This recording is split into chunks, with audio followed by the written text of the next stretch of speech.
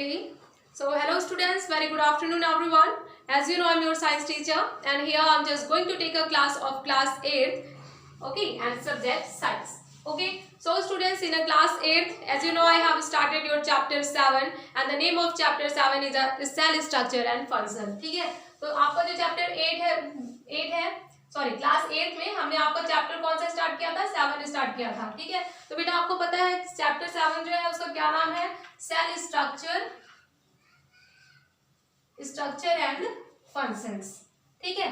तो कल हम लोगों ने थोड़ा सा कल की वीडियो में हम लोगों ने क्या बात किया था बेटा कि जो सेल स्ट्रक्चर होता है और जो सेल क्या होता है, ठीक है, इसके बारे में हमने आपको थोड़ा सा बताया था.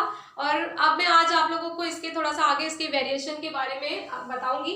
तो आप लोगों का जो टॉपिक था बेटा, तो आज का जो आपका न्यू टॉपिक है वो आपको क्या पढ़ना है? वेरिएशन. ठीक है, वेरिएशन इन सेल्स. ठीक है. तो वेरिएशन इन सेल्स में जनरली हम लोग वेरिएशन, अभी मैं इसको आपको समझाऊंगी. तो वेरिएशन सबसे पहले हम किस में करते हैं? या तो किसी भी सेल्स के वेरिएशन किस में होगा? Variation in numbers. ठीक है, याद रखिएगा, वेरिएशन इन नंबर्स. उसके बाद फिर दूसरा आपका क्या होगा? Variation in shape.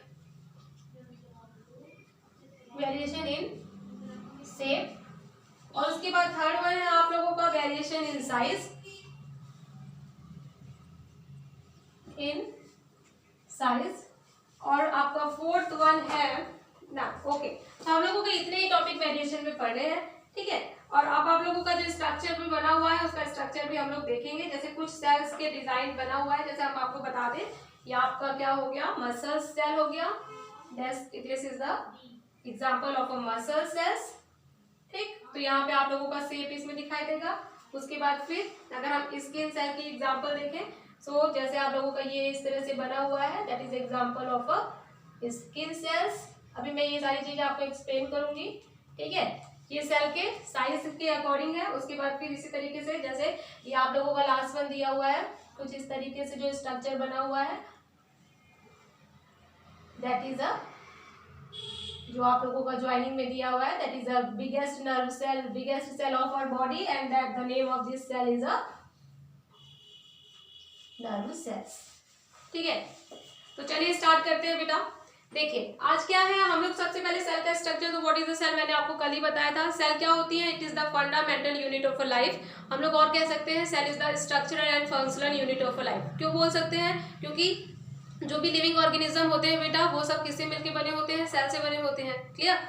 चलिए अब उसके बाद फिर आप लोग का जो पहला टॉपिक है वो वेरिएशंस ऑफ सेल है. वेरिएशन इन सेल का मतलब क्या होता है कि सेल से उसकी में जो डिफरेंट, उसमें जो डिफरेंट प्रॉपर्टीज पाई जाती हैं, है ना. जैसे कि हम लोग बात करें किसी भी, वेरिएशन मतलब होता है विभिन्नता है. तो जो सेल होती है किसी भी लिविंग ऑर्गेनिज्म में बेटा, वो एक जैसी सेल नहीं होती है कि हर सेल एक ही जैसे हो. उनका नंबर, किसी भी लिविंग ऑर्गेनिज्म में सेल का नंबर डिफरेंट हो सकता है, सेल की साइज डिफरेंट हो सकती है ना. सेल का शेप डिफरेंट हो सकता है. तो ये जो साइज में, नंबर में और शेप में ये जो डिफरेंस होता है, इसी को वेरिएशन कहा जाता है, इसी को वेरिएशन ऑफ सेल कहा जाता है. ठीक है ना.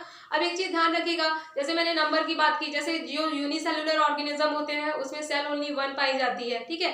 और जो मल्टी सेलुलर ऑर्गेनिज्म होते हैं उसमें बहुत सारी सेल्स पाई जाती हैं. ठीक. तो नंबर के अकॉर्डिंग वेरिएशन क्या होता है? सबसे पहले हम वेरिएशन इन सेल की बात करें, वेरिएशन इन नंबर्स. ठीक है. तो वेरिएशन इन नंबर का मतलब क्या हुआ?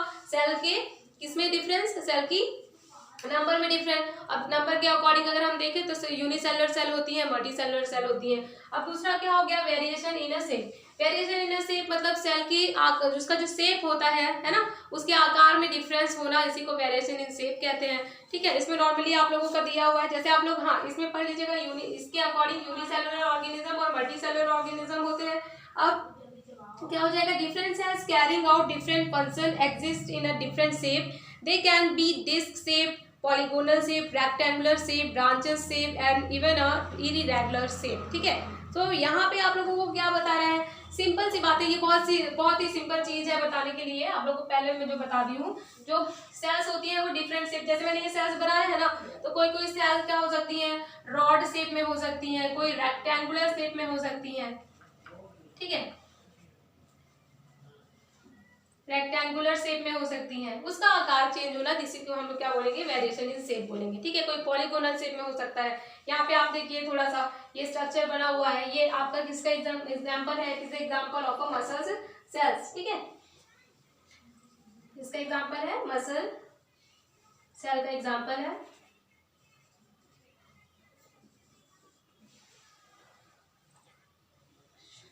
उसके बाद ये स्किन सेल का एग्जांपल है, ठीक। उसके बाद ये आपका किसका एग्जांपल है, नर्व सेल का एग्जांपल है, ठीक है। ये नॉर्मली एग्जांपल के लिए बनाया हुआ है, ठीक है। अब यहाँ पे बेटा करना क्या है, एक चीज ध्यान रखिएगा। और ये वेरिएशन इन शेप आपको समझ में आ गया होगा। उसके शेप में जो सेल्स होती है उनके अलग अलग शेप हो सकते हैं अलग अलग ऑर्गेनिज्म में, तो उसको हम वेरिएशन इन शेप कहेंगे। रॉड शेप, रेक्टेंगुलर शेप होता है, पॉलीगोनल शेप भी हो सकता है। अब उसके बाद वेरिएशन इन साइज बोलते हैं। साइज में वेरिएशन होना, किसी भी सेल की साइज में वेरिएशन होना, जैसे हम लोग बोलते हैं ना उसकी इतनी लेंथ है, इतनी ब्रीथ है, लाइक दिस। सो उसकी साइज में से जो चेंजेस होता है या वेरिएशन होता है किसी भी सेल का, उसको हम क्या बोलते हैं, उसकी साइज में वेरिएशन बोलते हैं, ठीक है ना। वेरिएशन का एग्जांपल जैसे आप लोगों को लिखा हुआ है, देखिए बेटा, most cells are microscopic and cannot be seen with the naked eyes. Cell size may vary from a micrometer या millimeter a few centimeter. The smallest cell are a bacteria which generally range in the size from 0.1 to 0.5 micrometer, ठीक है। तो यहाँ पे क्या चीज है, size का बात कर रहे हैं। सबसे पहले याद रखिएगा साइज मतलब क्या होता है, मैंने बताया ना कि कुछ स्मॉल होती है, बहुत ही स्मॉल होती है, कुछ लार्ज होती है, है ना। जैसे जो स्मॉलेस्ट होती है उसको हम लोग नेकेड आइज से नहीं देख सकते हैं, ठीक है। तो इसी को हम लोग क्या है, साइज के अकॉर्डिंग डिसाइड करते हैं। अब वेरिएशन में साइज में आप लोग देखोगे तो बैक्टीरिया सबसे स्मॉलेस्ट साइज, बैक्टीरिया की जो सेल होती है बेटा वो स्मॉलेस्ट सेल होती है, उसकी साइज बहुत ही कम होती है। और जो किसी भी सेल का मेजरमेंट किया जाता है उसके यूनिट याद रखिएगा, हमेशा याद रखिएगा, इसको यूनिट को आप लोग अंडरलाइन कर दीजिएगा।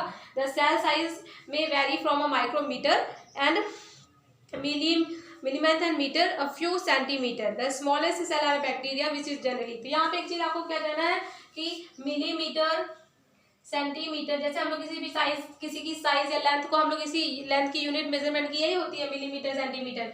तो आप लोगों को ये यूनिट पता होना चाहिए, सेल की साइज को हम इसी यूनिट में मेजर करते हैं। माइक्रोमीटर तक भी जाती है, बहुत ही छोटी होगी तो माइक्रोमीटर, मिलीमीटर में नैनोमीटर तक जाती है, जो स्मॉलेस्ट पार्ट होता है वो नैनोमीटर पार्ट भी हो सकता है, ठीक है। बैक्टीरिया सेल जो होती है उसकी सबसे छोटी यूनिट, मतलब सबसे छोटी सेल कौन सी होती है, बैक्टीरिया सेल होती है, इसको आप पता कर लीजिएगा, मतलब आपको पता होना चाहिए, ठीक है। उसके बाद फिर क्या है, इसी के बारे में बोल रहा है, which generally range in size from 0.1 से 0.5 माइक्रोमीटर, ठीक है ना।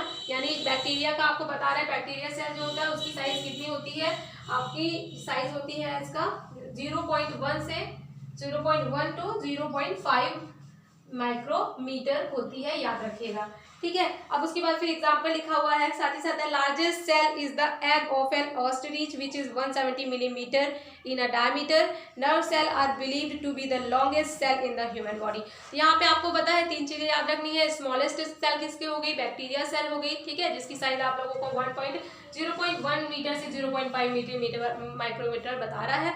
उसके बाद फिर ऑस्ट्रिच जो होता है बेटा, ऑस्ट्रिच उसकी एग का साइज जो होता है वो बिगेस्ट सेल होती है, जिसका साइज 170 मीटर माइक्रोमीटर मतलब सेंटीमीटर होता है, ठीक है ना। इसकी यूनिट आपको सेंटीमीटर में ही मिलीमीटर में दिया हुआ है, तो याद रखिएगा ऑस्ट्रिच 170 मिलीमीटर उसकी साइज होती है, ठीक है। अब इसके बाद जो अगर हम ह्यूमन बीइंग की बात करें तो ह्यूमन बीइंग में लार्जेस्ट सेल कौन सी होती है, तो ह्यूमन बीइंग में लार्जेस्ट सेल होती है नर्व सेल्स, ठीक है। नर्व सेल हमारे ब्रेन में होती है, याद रखिएगा। और ये नर्व सेल हमारे बॉडी की सबसे लंबी सेल होती है, लंब कोशिका होती है, इसको नोट करके अंडरलाइन कर लीजिएगा, ठीक है ना। अब उसके बाद फिर यहाँ पे देखिए मसल सेल हो गया, स्किन सेल हो गया और ये नर्व सेल हो गया। नर्व सेल्स का यूज हमारी बॉडी में डिफरेंट फंक्शन होता है उसका, हमारी बॉडी में मैसेंजर, हमारी बॉडी के कंट्रोल, इन सब चीजों के लिए नर्व सेल का अलग से फंक्शन है, वो आप बड़ी क्लासेस में पढ़ोगे। स्किन सेल्स होती है, स्किन सेल के भी डिफरेंट पार्ट होते हैं, इसका अलग से आप बड़ी क्लासेस में स्टडी करेंगे। अब मसल सेल्स क्या हो गया, मसल सेल्स भी आप लोग के हम लोग की बॉडी में होती है, वो स्ट्रक्चर है, ठीक है। तो यहाँ चीजें, यहाँ पे मैंने आपको क्या बता दिया है कि जो सेल्स होती है वो उसके वेरिएशंस कौन कौन से होते हैं। तो आप लोग को बुक में आप वही चीज 7th क्लास जो 8th क्लास है उसमें बुक में जो रीडिंग किया है यही टॉपिक्स आप रीडिंग करिएगा, और वर्ड मीनिंग जो है उसमें डिफिकल्ट वर्ड मीनिंग जो भी है उसको आप अंडरलाइन करके शॉर्ट आउट जरूर कर लीजिएगा, ठीक है। अब इसके बाद फिर कल की क्लास में मैं आप लोगों को इस चैप्टर के आगे का पढ़ाऊंगी, ठीक है। तो this is all about of my today's class and this is ending of my today's class. Thank you and have a nice day.